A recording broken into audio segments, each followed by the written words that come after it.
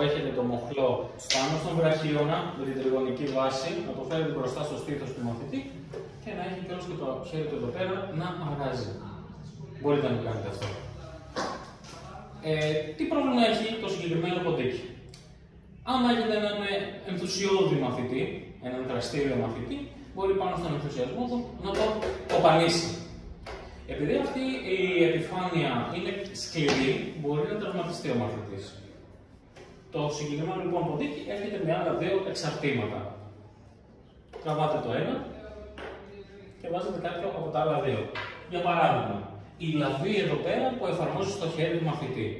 Υπάρχουν μαθητές που έχουν πάντα το χέρι του ζωρθιά, άρα του ανοίγει το χέρι, κλείνει και το τοποθετείτε μαζί με το χέρι του πάνω εδώ.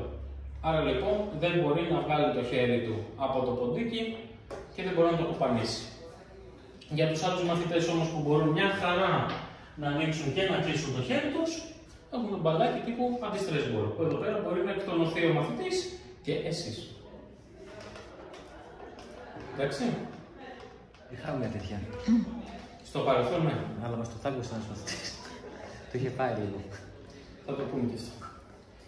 Λοιπόν, εδώ πέρα λοιπόν, ο μαθητής μπορεί να το κοπανίσει, να κοπανίσει και το κεφάλι του, ναι, για να μην υπάρχει τόσο σοβαρός τραυματισμός σε σύγκριση με τα άλλα δύο. Βέβαια, εδώ πέρα εμφανίζεται ένα άλλο πρόβλημα, ο μαθητής ο λέμαργος, που θα αρχίσει να το δαγκώνει, να προσπαθεί να το φάει.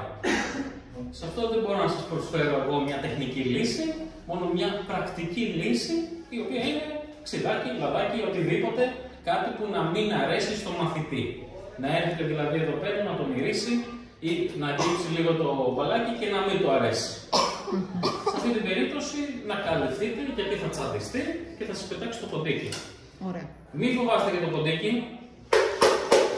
Τα πάντα που θα δούμε εδώ πέρα πλην το λάπτο είναι στιβαρά. Ναι. Το κεφάλι σας όμως όχι. Εντάξει. Άρα με προσοχή για εσάς περισσότερο.